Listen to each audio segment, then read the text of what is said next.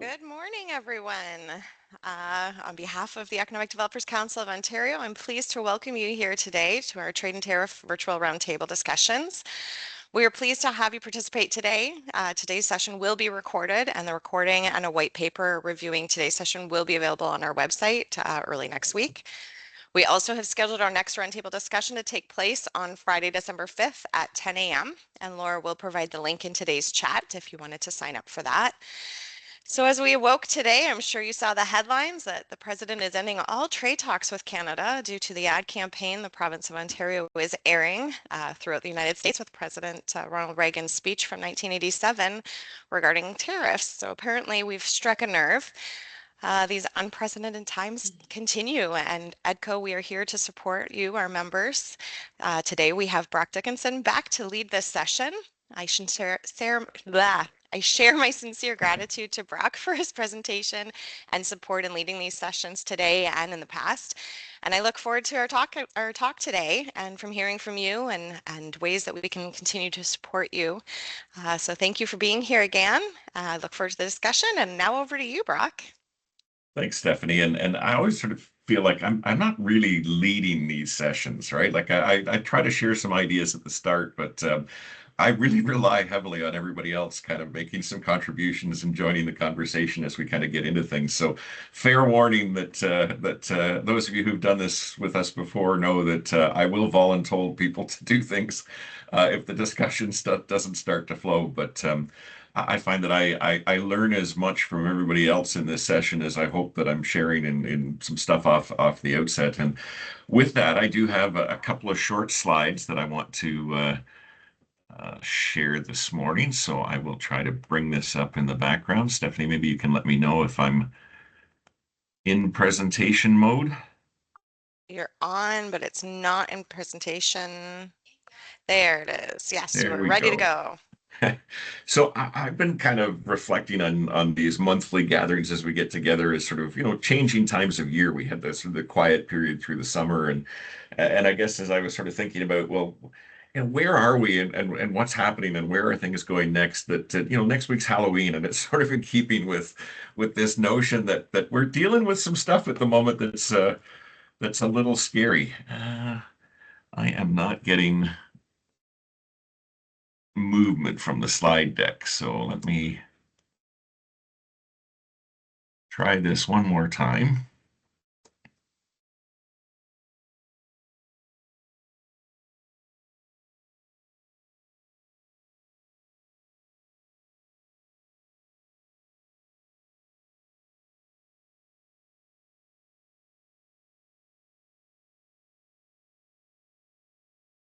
There we go. That's a little more like it. Apologies for that. These things always work well in practice, but yeah, there's this sense that we've come through a series of seasons. The spring was Liberation Day and all of the excitement around the tariffs, and the summer I talked last time around was sort of the phony war kind of thing where we were all expecting stuff to happen and it had kind of gone quiet for a while. And now I think we're sort of in spooky season. And as Stephanie said, it's the stuff that came out overnight that's really sort of dominating this. I was thinking all week about, well, what are we going to talk about on Friday? And around about 11 o'clock last night, when this stuff started to slip out, I thought, oh, here we go. Now I don't have a choice about what we talk about anymore. So here's the headlines from CBC and CNN. Obviously, getting lots of coverage on both sides of the border, but the sense that whatever we thought was going on, everything's off. We're not going to talk about it anymore. The president has pulled the plug on all of trade negotiations. And in theory, the reason for this is this notion of the advertising campaign that the government of Ontario has rolled out. And this is taking from a 1987 speech in which President Reagan argued that tariffs were bad for the American economy. And basically, we're trotting out some old video to kind of help make the case for what Canadians are going through at the moment. I will say that, this is one of those situations where both sides have a bit of a point in this discussion, because the reason that Reagan gave the speech in 87 was that he was actually imposing tariffs on the Japanese. And he had to kind of explain how the tariff stuff works. So there's some stuff in there that's red meat for the MAGA movement, and there's stuff in there that speaks to the negative impacts of tariffs. So it's a bit more complex than the news headlines might suggest. But this has clearly sort of rubbed some folks in Washington the wrong way. And I think, it's interesting to sort of watch where this goes. As I said, this is a spooky season we're in now, right? So we're supposed to feel spooked. We're supposed to feel a little frightened. We don't necessarily know what direction all of this stuff is going in. So Premier Ford tweeted this morning, X'd this morning, to basically double down on this advertising campaign. He has sort of tried to express the reasons why we're doing this, and has said, we're going to continue to do this sort of thing. So I don't know. This is a bit of a contrast to what happened when he threatened to cut off the electricity supply to a number of U.S. communities earlier in the year, and when Trump reacted to that, there was a quick back down. Doesn't seem to be happening quite that way this time, although we're only a few hours into this, so who knows where it will all go. I think one of the fascinating things here is that in some of the CBC analysis of last night's announcement, we're seeing that, what we say publicly doesn't always line up with what's going on in the discussion. So apparently, President Trump saw this ad a number of days ago, and sort of passed it off as no big deal. But this is not something we need to be really worried about. This isn't going to have the impact that the Canadians think it will, as he says here in the bottom line of this snip. I do believe that everybody's too smart for that, right? So the initial reaction from the U.S. side was, well, the Ontario ad doesn't really matter at all. So something's changed in the last couple of days, and that might be that maybe they've realized it does matter, or it might be that now they suddenly feel that this is giving them a bit of a bargaining chip, right? That there's an opportunity to kind of push back on the Canadians and make us nervous and anxious and kind of feeling a little spooked by all of this. And in fact, I think that's what we've seen a lot of over the last couple of weeks. So we go back to the beginning of the month. Prime Minister Carney went down to meet with President Trump in Washington. By all accounts, it was a positive and productive meeting, that things seemed to be sort of getting back on track. And in fact, some of the news analysis at the time was sort of saying, oh, the Americans are saying positive things. We're really close to kind of making a deal, to closing some sort of an agreement. And so there was this sense that, hey, maybe after 8, 9 months, we're kind of getting to a point where something positive might happen. Of course, within a couple of days, the U.S. had imposed new tariffs on lumber and on wood products. And we saw the Stellantis decision to shift the Jeep production from Brampton back to Illinois. And so we sort of got this kind of set of mixed messages, right? There's this sense that, oh, we're happy with each other, we're making progress, something's about to happen, and then we see this other stuff sort of hitting the wall. And in fact, if you look at what's happened over the last few days, Canada's been sort of pushing back on this stuff too. This isn't just sort of Trump raising tariffs. This is us starting to do some things in response, including the notion that we may be slapping some counter tariffs on Stellantis specifically to kind of respond to the notion that they've pulled investment out of Canada. And there's this sense that suddenly from, 10 days ago when we were all kind of buddy and maybe making some progress, we're now back to this tit for tat kind of discussion where it's hard to know what's happening. And so I always ask myself, well, what does this tell us about what's really going on? And my apologies to those that were at the Western Ontario Wardens Caucus meeting that I spoke at last week, because I want to revisit the story that I used there to kind of share my sense of what's actually happening at the moment, why we're kind of seeing this back and forth. And I think that the whole discussion around the F-35 fighter jet that Canada had committed to buy from the United States is really useful for getting some insight into what I think is happening in the current situation. So the F-35 fighter jet, we know that the Canadian Air Force is working with outdated and outmoded planes. And a few years ago, we'd struck a deal to buy 88 of these F-35s from the United States government. They cost about $100 million each. And when you sort of double or triple that bill in terms of maintenance and training and all of these sorts of things, this is really a $30 billion deal that was done with Lockheed Martin. The notion was that we would use this American company to build and service these planes. The training would happen in the States. And so a pretty big deal. But some things have started to happen in the defense sector over the course of the last few weeks that have sort of changed this a little bit. Um, Historically, when we talked about how our defense sector worked, one of the key ideas was the notion of interoperability. So we're a NATO member. That means our services had to be able to operate alongside and in partnership with other NATO members. And in fact, the NATO treaty says that if there's a war, the United States is going to be in charge of all of us. And so, what interoperability really meant was we all had to be able to operate with American systems. So this is why the US has tended to dominate defense manufacturing, right? If we all have to be able to work inside an American envelope, we need to buy American equipment, we need to have American servicing, we need to have American technology that kind of drives what we do. Because the Trump administration has sort of undermined this sense that NATO is the most important body going, we don't know what's going to happen. He's threatening to invade NATO members like Greenland. We're sort of getting the sense that if there's a war in Europe, he might not go. So suddenly, this whole notion of interoperability seems less important. It's less about kind of putting the Americans in control and more that we're starting to understand we might have to go it alone. And this is contributing to what some observers are calling a revolution in military affairs, that we're changing our whole approach to the way that we see the defense sector.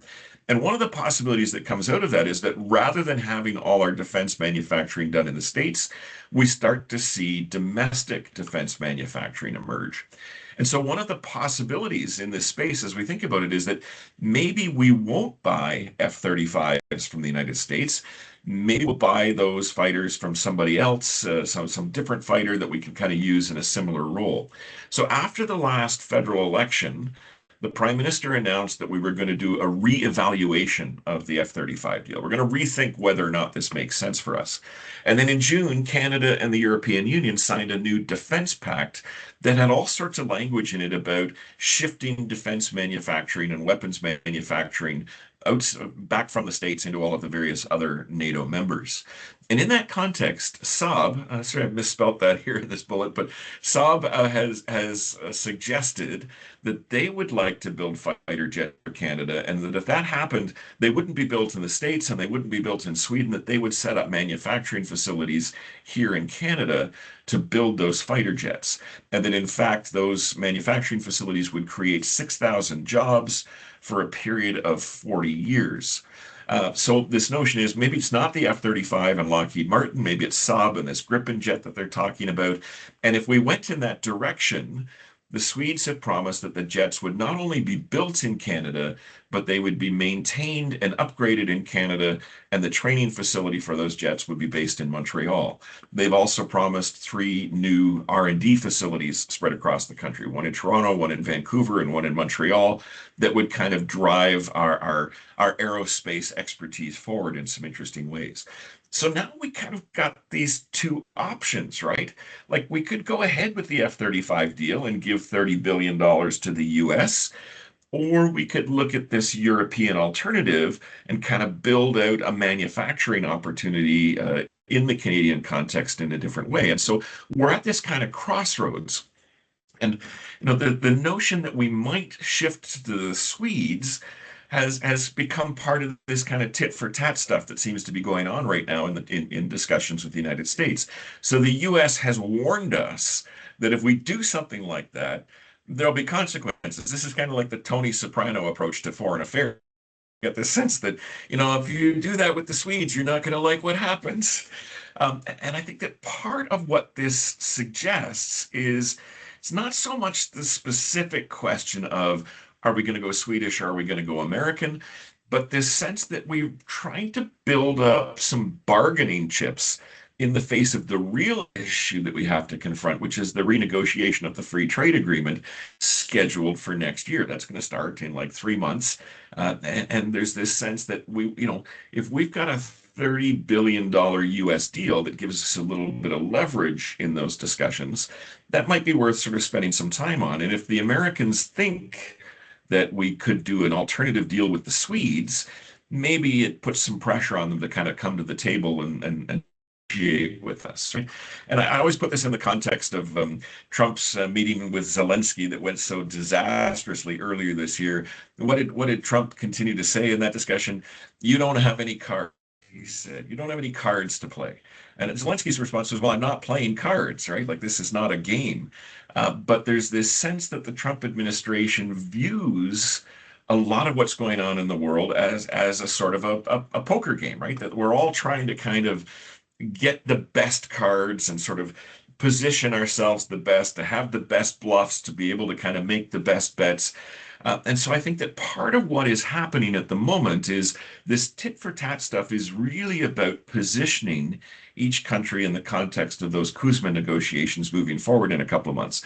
And part of the frustration with that is it means we're not likely to see resolution to some of these questions for a few months' time. The F-35 deal was subject to a review that Carney announced in the spring. The report telling us what we were going to do as Canadians was supposed to come back on September 21st. So a month ago. But it didn't. It hasn't come back. We don't have a solution to what we're going to do. We're continuing to kind of sit in limbo. And that may be really good from a poker perspective, but from the perspective of our communities that are trying to sort of figure out where we go next and what's happening and what industries are vulnerable and what industries are likely to grow, it's a pretty spooky situation to kind of be in. There's a sense that we don't know where all of this is headed. And so that sense of anxiety, of frustration, of confusion is something that sort of permeates the economic development realm at the moment. So if you're feeling kind of freaked out about 40-year-old videos of Ronald Reagan, there's a reason for this, right? There's this sense that this is all part of this moment in the negotiations where none of us really has a great handle on what's happening or where it's going or why people are doing things. One day Trump's not worried about the video, another day he's upset about the video, it's going to end negotiations. This seems to be sort of playing into that sense that we're in for a rough ride for the next 3 months, 6 months as we try to figure out this Kuzma stuff. And so part of the message, I think, is, duck and cover. We're going to see a lot of fire going back and forth in these verbal wars between both sides of this discussion and across the border. But also this sense that that period of uncertainty that we've been worrying about for a while is likely to continue for some period of time, that we won't have total clarity on any of this for a number of months, and there's not a whole lot that we can do about that in the short term. So, with that cheery message, as I said, we're into spooky season. I'm wondering whether some of you are kind of seeing this play out in your communities, whether you're feeling spooked a little bit, whether that anxiety level has ratcheted up a bit over the last few weeks. So what's happening in the communities that you represent?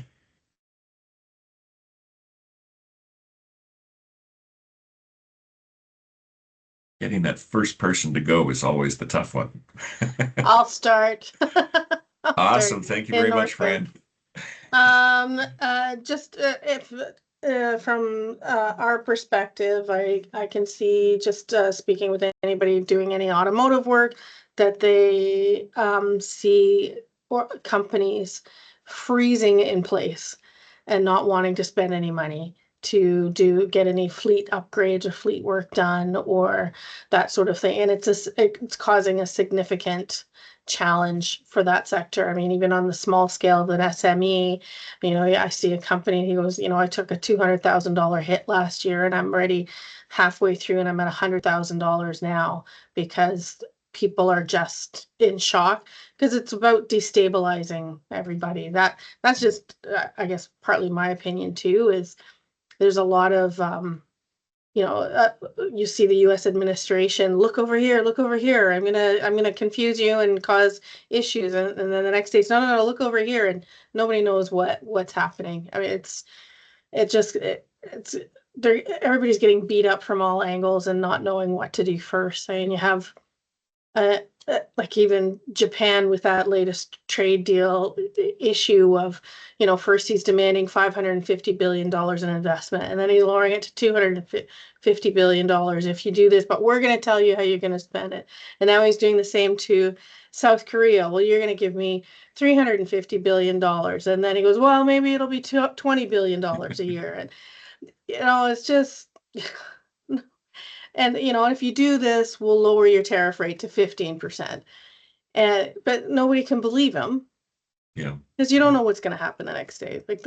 Like you mentioned, the softwood lumber, I mean, it doesn't seem like much at first when people take an immediate a first look that, oh, it's 10%. Well, that's on top of what's already in place. So they're actually at 45% now for these products. So, but it's constant. The way people see it is constant distraction and confusion and destabilizing and making it very difficult for people to make business decisions. When I speak to anyone in the dealing with the steel sector, you, they they don't they say, well, I could turn around and go and get, I think I mentioned this before too, I'll go get my steel from India. I have a trade agreement there. And then as it's coming to Canada, suddenly the trade agreements change or vice versa or whatever. So you have these companies that are going, yeah, we just don't know what to do. We don't. Yeah. And like, how do you try to manage that, Fran? Like, what's the message you try to share with the My companies message as you're is, talking to them? um, me personally, I always encourage them to always stay connected with their advisors in that brokerage world with customs, to have that strong relationship and to you just have to continue doing business. Because if you stop, that's I think that's just what the US administration wants, is just to really upend everybody's economy in other countries. And to what end? It we're going to end up like Argentina, or he is anyway. But yeah, I mean, it's easy for me to say, just go ahead and do it, keep going. But I think Mhm. my view is keep pushing through, because if you do nothing, it's worse. If you just sit there and wait for this administration to disappear at the midterms, I I I think it's better to get educated, be prepared, have your alternatives, start getting more educated on what your different free trade agreements are, your bilateral agreements, and start looking for alternative ways to do your business and sourcing your materials and connecting with forwarders and custom brokers, and just to really understand um, how this plays into your bottom line. Right, right. Has anybody else found a message or an approach that seems to be working with sort of consoling or encouraging their businesses on these sorts of issues? Sue, I see a hand up. Yeah, just building on what Fran said. So I'm in Leamington, which is just outside of Windsor. So we're complete border city, complete automotive. And Leamington thankfully has all the greenhouse sector as well. And maybe it's our proximity, but people started, and I don't like the word pivot because it still goes, back to the before times. Um, but that's what we're finding now. In the last little bit, I've seen more companies doing exactly what Fran said, like getting up and being like, okay, we just have to find something else. And even in this last couple of days, the kind of, I guess it's the psychological piece of people actually seeing the East Wing destroyed. That has had like on social media. I worked at the White House. I got to work in the White House, and I was devastated. And I'm so happy I have photos because it was so beautiful. But that piece of him, like the clip of him saying he's not going to do it, and then the bulldozer coming in and like taking the thing down. It's I think, and I've noticed it in our community, that people who are kind of, more maybe like, oh, I understand what he's doing. It's economy. It's going to be tough. It's going to be fine. People who had that attitude are shifting quite quickly now and realizing it doesn't matter what he says. He's just going to do it. And I think that is something positive we can build on. And I think a lot of our companies are looking at other alternative industries. And then it will be interesting to see what our greenhouse industry does, because 85% of our produce goes to the US across the border every day. And the Gordie Howe Bridge is going to be opening anytime soon. So it's, yeah, it definitely is people who are a little bit more lackadaisical about, oh, he'll be done and it'll be fine. that shift is really happening. And I think I've heard people who I've seen wear MAGA hats in the back in the last year or so be all Canadian now. Interesting. Yeah, I worry a little bit as well about the reliance on midterms to kind of save us in this thing, in the sense that I think it seems likely today, can't judge where we'll be a year from now, that Congress will probably switch back to the Democrats, but there just aren't enough seats in the Senate elections to shift the Senate, and that's going to be required to do anything to sort of block a lot of what the Trump administration is trying to do. And so it seems like a 3-year bet, not a 2-year bet, or not a 1-year bet in terms of waiting for political systems to change. I'm interested, though, in this question of, sort of how our businesses are responding to these issues and what kinds of messages are resonating. And everybody who does these regularly knows I put people on the spot. I do see that there's a couple of chambers of commerce on the call. Maybe if I can, Amelia, I might come to you. I think you're with the Lincoln Chamber of Commerce. What are you hearing from your members, and what are what are some of the potential reassurances that we could be trying to give them, or things that we could be doing that would be helpful for them? Hi. Yeah, thank you. So what I tend to hear, we're a small municipality here in Lincoln, but I always say, and I think our town here feels like we don't operate as one. It's kind of like we're in this juxtaposition between turning into a city, but we're only a town of 29,000. We have a large manufacturer sector here. And every time I speak with our members and I just in general passing, they are there is a bit of discernment. They're like, we're figuring it out on our own. It's almost as if because of the lack of trust, and it's not a lack of trust in like our government or anything. It's just like what we've heard. What's the point in waiting or figuring out what the policymaker, anyone is doing, because is it going to make a difference? So they're actually just kind of getting creative and figuring it out on their own. We've definitely seen prices go up. I've had some members spread the increase among themselves versus the suppliers, vendors, and just trying to be in this space of everyone is understanding. Costs are definitely the factor of everything, and just trying to figure it out to use as much local as possible. If it makes sense and if it is possible. And I think now, because it feels like it's been so long, I wouldn't say there's like a positive spin. I think it's just more so just becoming more resilient into the being creative. We have had people look at leaving or changing, where they have their businesses, because is it just easier to go to the States? Those kinds of things. But for the most part, it's more like neutral. Like I wouldn't say anyone's very upset. I'm sure they are, but it just like when we're talking about it, it just feels like this is what I've got to do right now, and we're just taking it day by day. And there's no magic pill, and they don't trust anything that comes out. And Yeah. we just try to be an ear and listen. And that at that point, and then, if there's anything that they say that I know that I could kind of support them in with our municipality or anything like that, I do that kind of thing. And it seems to be, I want to say like enough, but it doesn't feel like it. But just hearing them and coming to these and trying to give them all the Yeah. information that I get, those kinds of things, right? I think that's interesting. You sort of mentioned, that erosion of trust, and Fran, you kind of talked about that as well in the context of, we can't trust. No, nobody trusts the Trump administration anymore because it's always, well, the answer today is not the answer tomorrow, and that sort of thing. But Amelia, I'm interested, from the perspective of the companies in your chamber. What is this a long-term shift that they're going to be less trusting of government, of institutions, of other players on a regular basis?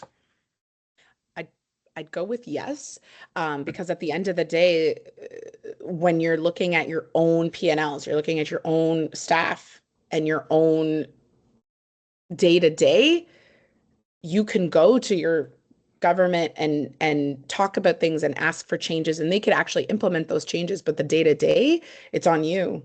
It's on them. So I think it'll So continue. a growing challenge for us potentially. There's always been a piece of economic development where, it's difficult because, we're from government and we're here to help sort of thing.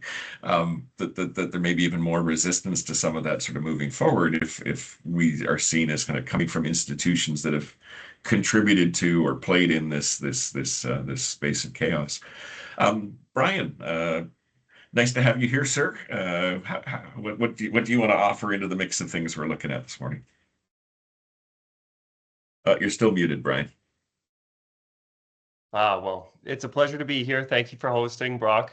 So just give a little context. I'm currently working and consulting for a large manufacturing facility in Oakville.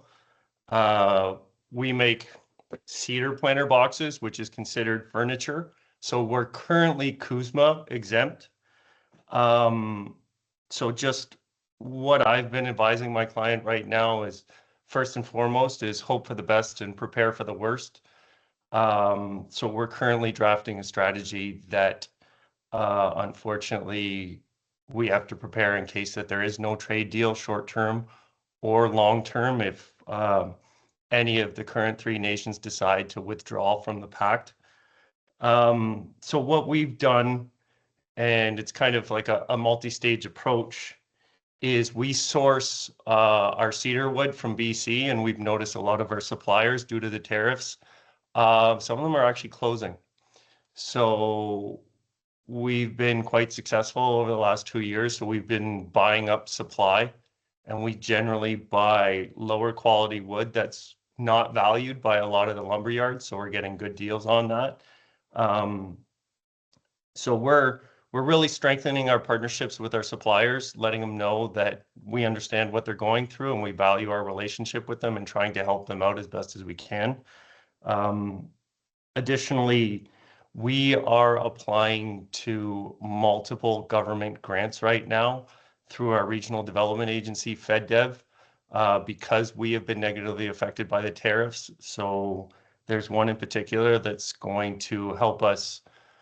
One of the other strategies is continuing to automate our production facility. So we're hoping that might subsidize an investment into increasing our efficiency, and it will allow us to hire more people, upskill our staff, and hopefully give them more opportunities to acquire new skills and make a higher wage.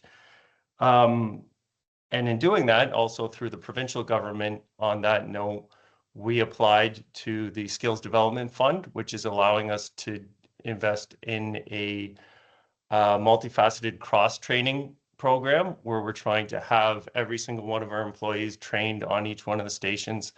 It's giving them, once again, an opportunity to grow, feel valued, acquire new skills. So we want to make sure that our people feel valued. We believe strongly investing in human capital. So really taking advantage of the government programs that are currently being offered. And then I might be a contrarian here. I still value our relationship with the United States of America in spite of their political leadership. I don't think you can replace geography. And I still do believe in our multi-generational relationship with the Americans. Once again, in spite of the current president.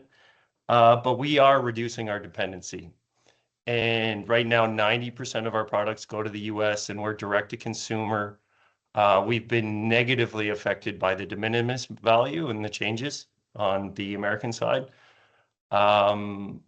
So we're working with the Trade Commissioner Service. We've already started to expand in other markets, but we just finished a test shipment to Japan. And we had that relationship facilitated through the Trade Commissioner Service. We're in the latter stages of negotiating with the Netherlands and other countries in the EU.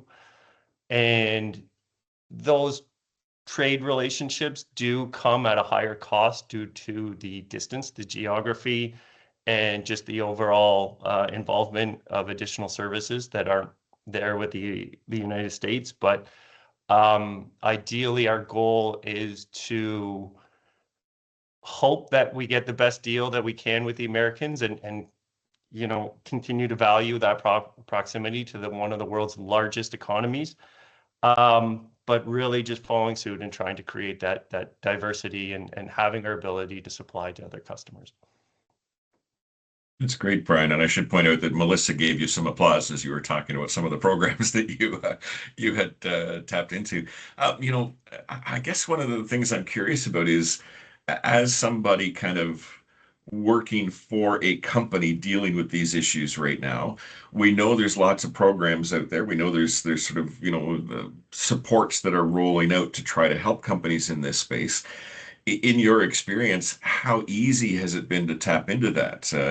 Is it, is there a lot of red tape? Is there a lot of kind of hoops to jump through, or has it been reasonably straightforward to kind of get to the support that you need? And you're among friends here, so. I think one of the hardest things has been just convincing my current client and other clients it's worth their time. I mean, they're quite busy trying to run their operations and literally just survive. Unfortunately, some of them feel that the bureaucratic red tape and just the lack of certainty around some of those programs is it's not worth the juice. But at least in my case, we've relied heavily in the case with FedDev. We have an incredibly business-oriented economic development representative, and that person has been very, very supportive in helping us get through some of the perceived red tape, giving us guidance in the same way at the provincial level with our senior business advisor. Once again, we've been very fortunate that they are focused on servicing our business needs and communicating that, and not just putting it through their words, but actually through actions. And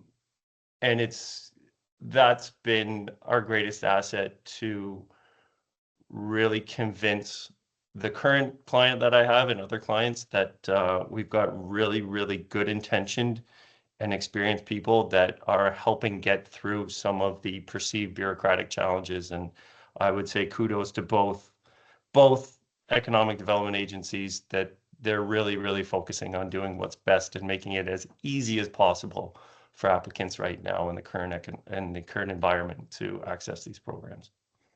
That's great to hear, Brian, and I really appreciate you sharing the insights from the business's perspective, right? Because that's who we're really trying to kind of work with and serve in a lot of this situation. And so, your input is hugely valuable. Cephas, I see a hand up. Yeah, thank you, Brock, and thanks, Brian, for those comments. Yeah, I agree with you as well in terms of geography can't be replaced. So, I mean, I think that if a win, in terms of our export, roughly about 80% of our exports go to the US. If we ever got that down to 70%, like that would be a major win. Like we're not talking like 10, 20, 30%. We're talking we might get it down to 70%, maybe 60%. So I think that we have to be very, very realistic about that and just kind of forget all the noise about, and I get it about the White House and a lot of the comments that Trump makes, but we have to really forget the noise. Our companies move at the speed of money, right? Because if they can't make money, they're going to be out of business, right? So most of our businesses are looking at workarounds. And it's interesting. We actually have one company that largely supplies the Detroit 3 automakers. And they're quoting us some good work with Japanese automakers in Ontario, and they're actually looking at potentially a 50 million investment during this time. So you know what I mean? So there is in every I guess negative, there's what do they say in there's no free lunch is a saying, right? And what that means is that where you make one, like the US makes one decision or one step, there's actually a corollary action that takes place as well, a reaction that actually makes something else more competitive. So I think that would be encouraging our companies to, and they're already doing it, but keep thinking there's wins out there. There's ways you can conquer that market. I am concerned about the auto sector. I'm not going to lie, because when you look at historically from 09 to 2015, after the 09 automotive recession, we saw kind of the declining numbers in Canadian automotive production. from 2015 to 2020, we actually saw that stabilize and some investments come back. And then we supercharged it, I think, in the last era with all the investments, the 49 billion that Ontario and Canada were able to secure, which was huge for the automotive sector and the electric vehicle space. But now we're seeing almost all of those investments kind of die on the vine. So now we don't have the high volume. Like look at Cami, the announcement was just this week. They used to produce 300 to 400,000 vehicles a year. Bright Drops, they were targeting 50,000 units. Like we're talking, and they didn't even hit that, right? So now we're talking a scale that there's, and we lost that plant or lost that product, not the plant. But now we're talking about, 30, 40, 50,000 units being produced instead of 200, 300, 400,000. So I definitely am concerned about the automotive production, but I think on the parts side, I think our parts companies, as I mentioned already, are doing okay, notwithstanding the crazy political uncertainty there. So I've talked to all of the local companies here in Tillsonburg. We're about 20 minutes away from Ingersoll. So I've talked to all the local companies we have that are potentially had supplied Cami previously, or even we're supplying it now.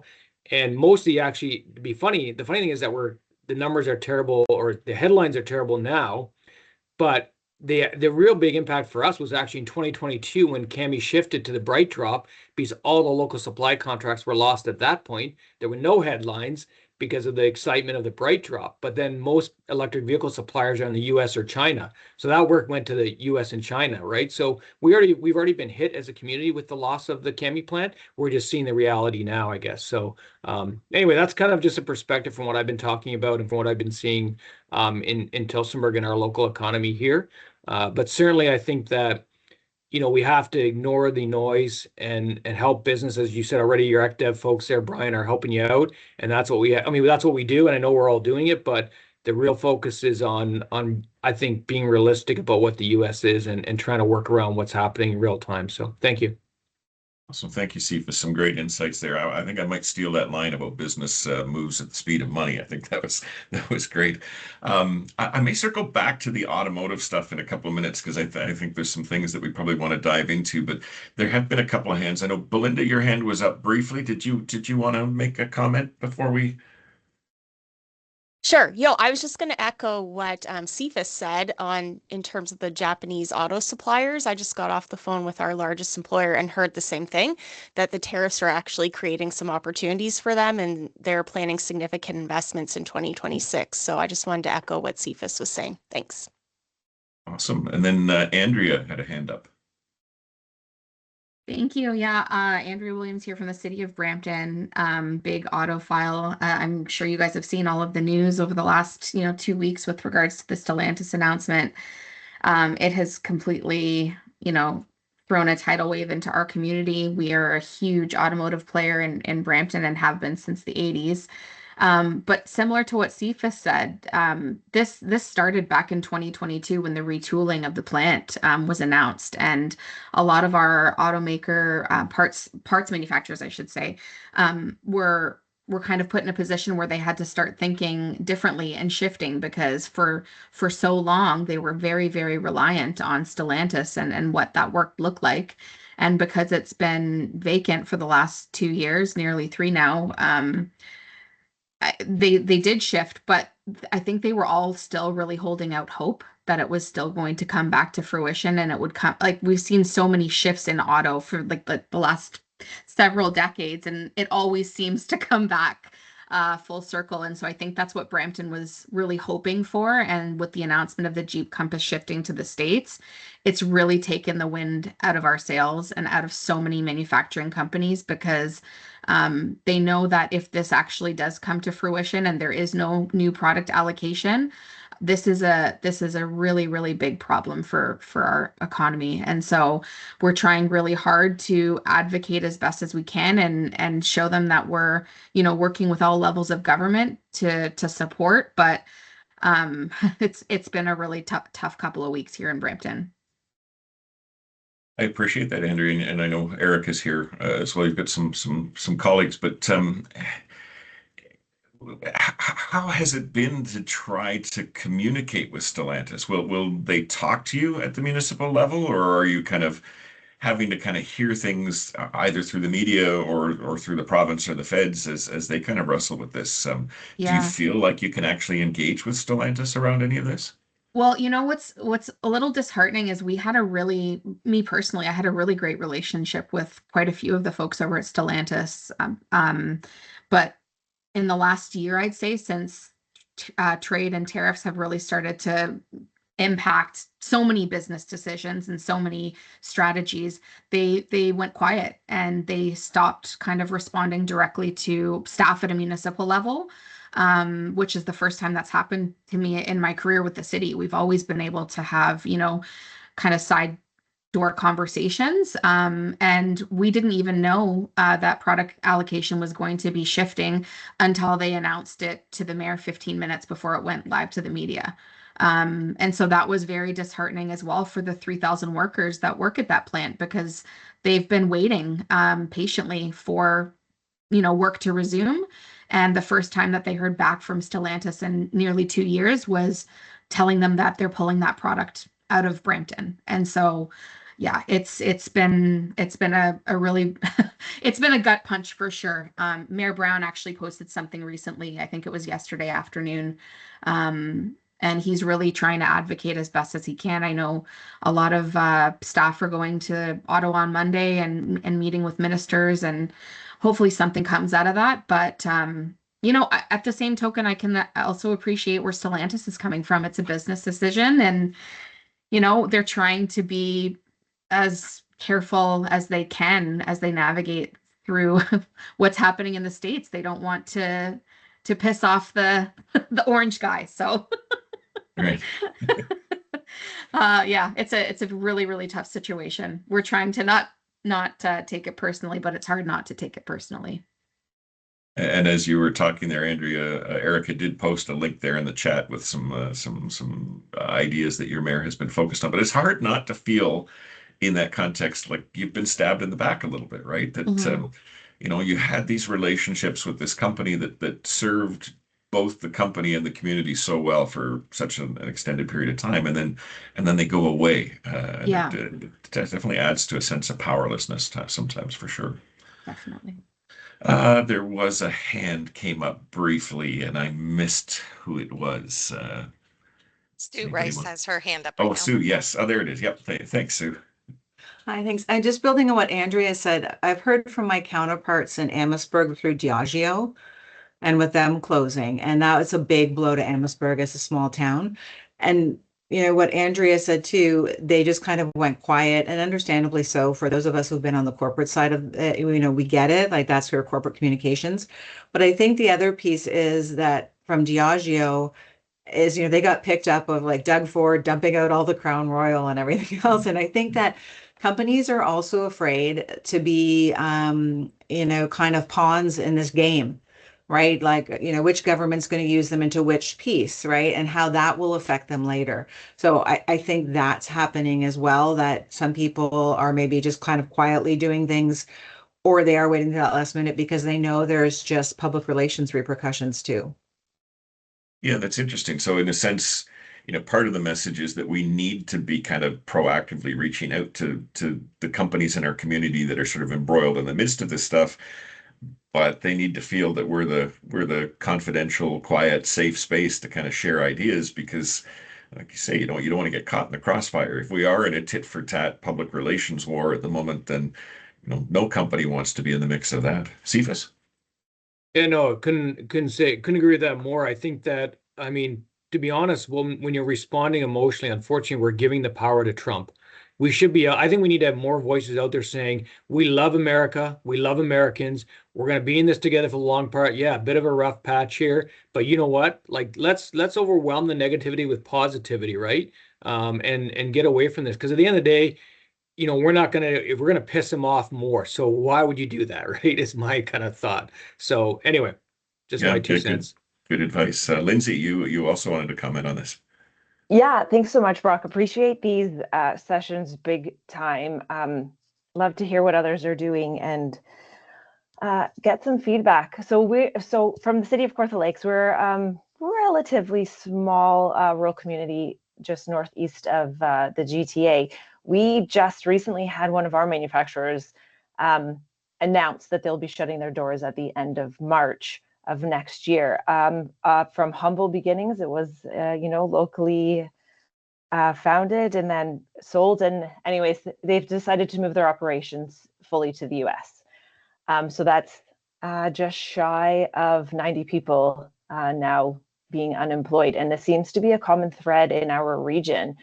Speaking with our employment services folks this morning, there's maybe 5 other businesses that are in the same boat. So for small communities, this is a big hit. Rumors are starting to fly, about this, but it's a similar sentiments, though, that they did kind of go quiet too. I think the writing was on the wall, but then I look at the state of manufacturers and the lack of capacity that they have to diversify, to look into other markets. They're just trying to survive. Like Brian, you said, like they really are just trying to survive, and looking at different options is just not a priority because they're trying to keep their doors open. It's similar to a bunch of other manufacturers in Kawartha Lakes. They have lost a significant amount of revenue just trying to keep the employees that they have. So these employees that are now going to be displaced, hopefully at the end of March, as because this company Holseg wants to keep them because they have orders to fulfill. What does that future look like for them?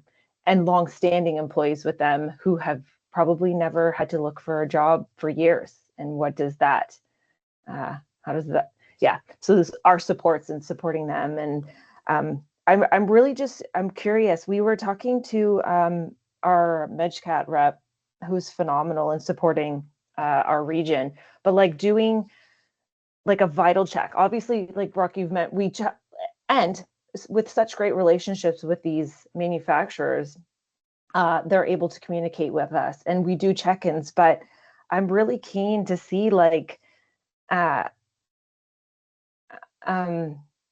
common theme across all of them. Like we know the jobs are being lost. We know revenue is being lost. So we're really trying to put together this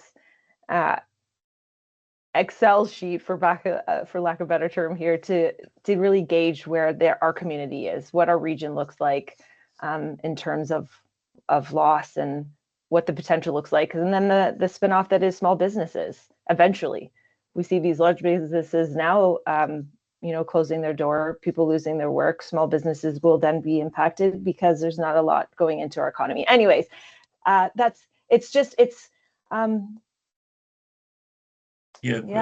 it's tricky. There's a tension there because on the one hand, we're kind of seeing the damage that a lot of this does to our community. You talk about 90 people in the community out of work and more to come. And that's real pain. That's real lives. And emotionally, that's pretty draining. And then there's the kind of the theoretical stuff that as economic developers, we have to jump back on as well, right? And you mentioned with where those next sort of small opportunities. I think the classic case is always BlackBerry flaming out in Waterloo and hundreds of new tech sector companies starting up because all of those employees had amazing skills to go out and start new things. That sounds really glib and superficial sometimes when we talk about it in the context of what's going on with the trade war. Oh yeah, those 90 people, they can go start new companies. But part of that's our job as economic developers to kind of get out there and start that ball rolling, to start that process and kind of figure out how to do that. So we end up kind of pulled in these two directions, each of which has a lot of baggage and emotion attached to it, and it's tough. And I can hear that as you talk about how we manage that in the community. Brian, some thoughts on this? Yeah, actually, might be a little difficult, but if we remove the aspect of politics and international law amongst nations right now, and just, I think it's an opportunity to reflect and really take a comprehensive review. Are we really creating a competitive business environment for the private sector? Like if we are losing these businesses, and once again, like I said, you have to take the politics and international law around it. And I would encourage my peers on the call is talk to your businesses and find out what are some of their pain points. And really, really take this opportunity to rethink of how we're supporting our businesses. Sadly, I've had a couple of conversations with my peers about the enormous investments that we had in the EV sector over the last couple of years, and just I viewed it as smokestack chasing. And if we're dependent on government subsidies to recruit someone, there's always going to be someone who has a bigger carrot outside of our marketplace.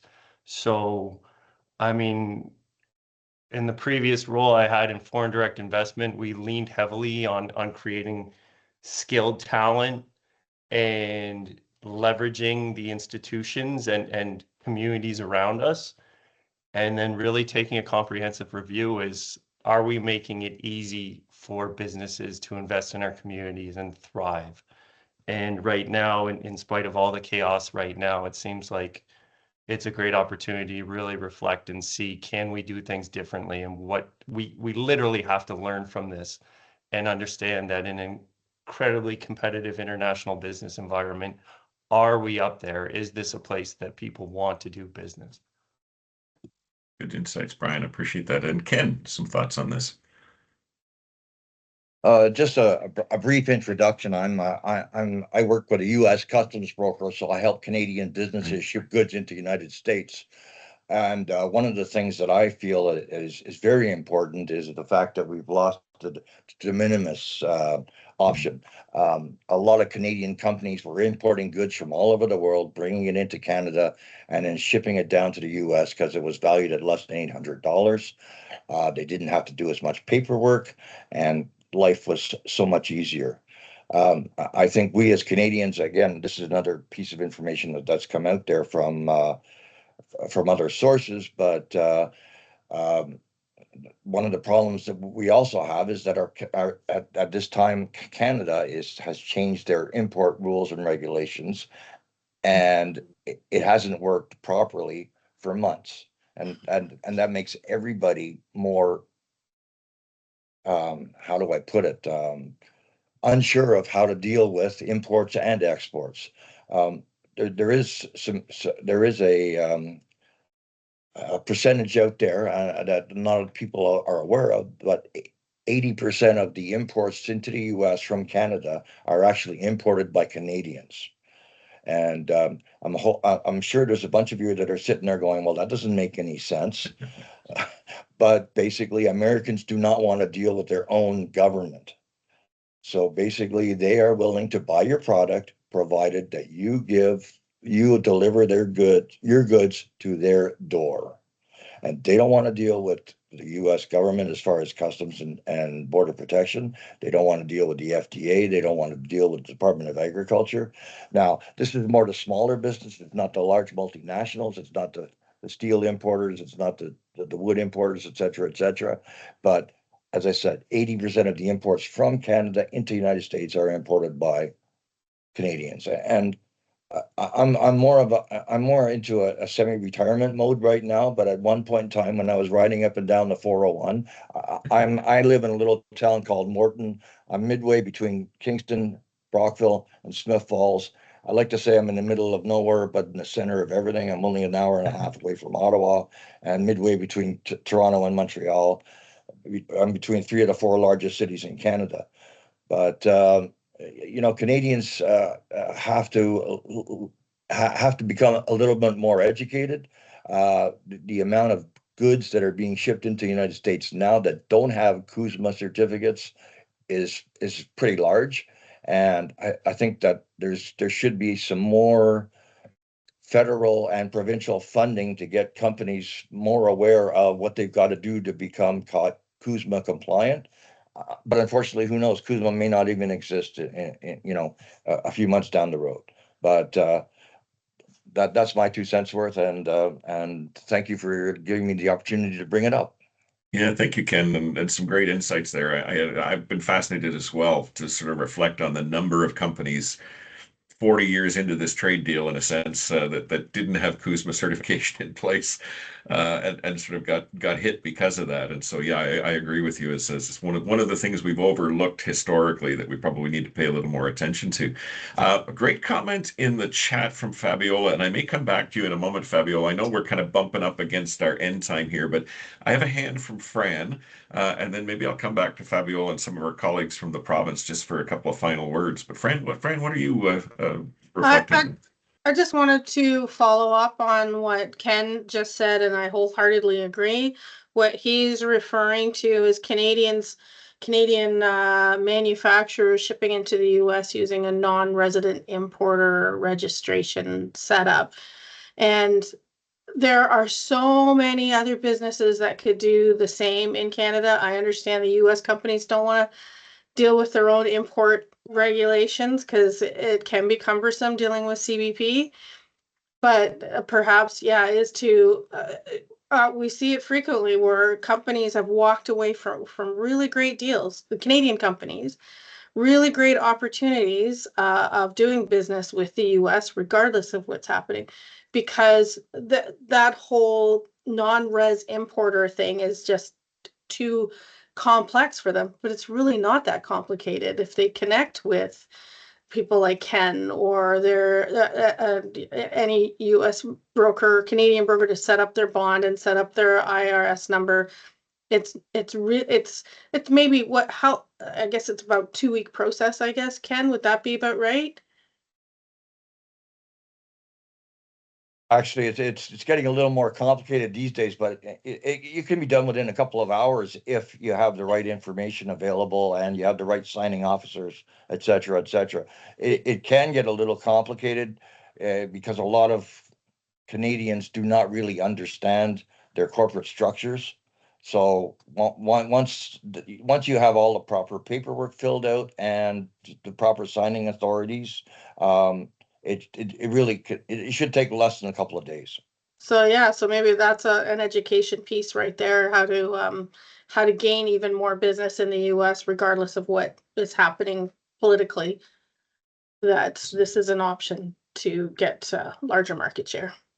One of the things I forgot to point out is that with the de minimis, a lot of companies are really, really lacking the information because they could get things across the border with very little information as long as it's valued less than $800. Now, even if it's basically $1, they've got to do a full customs entry, and that makes a huge difference. And I think flags for us that the de minimis thing may be one of those discussions we want to kind of bring back during the CUSMA negotiations. Although Canada has never played welcome in the other direction, that essentially our threshold was sort of $40 in a lot of things rather than the 800 the US had. I do want to be conscious of the time, but I sort of threatened Fabiola that I was going to put her on the spot, or maybe Melissa. I was going to add Nick Kinkle to this from the Minister of Rural Affairs, but he dropped out.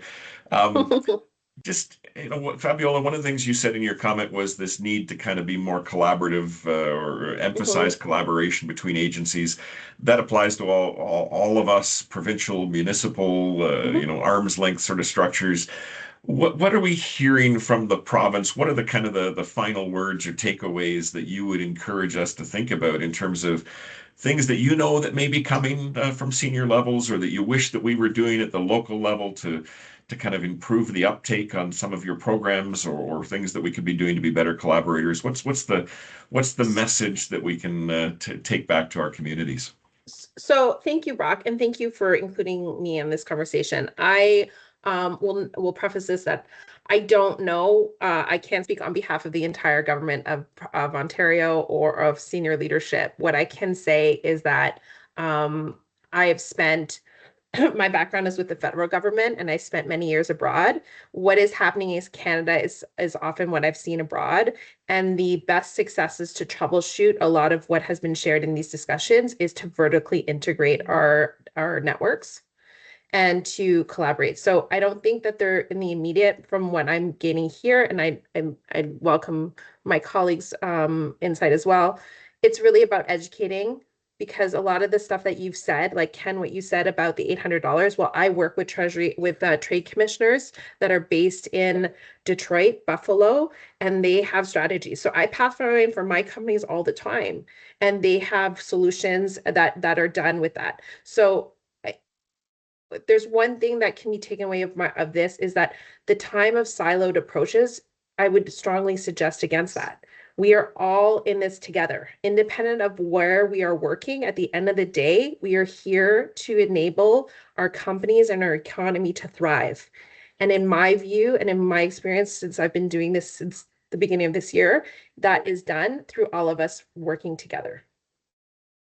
Is awesome, and perhaps a very positive note to end today's discussion on, particularly as I sort of contributed to spooky season and us all feeling a little spooked at the beginning of things here.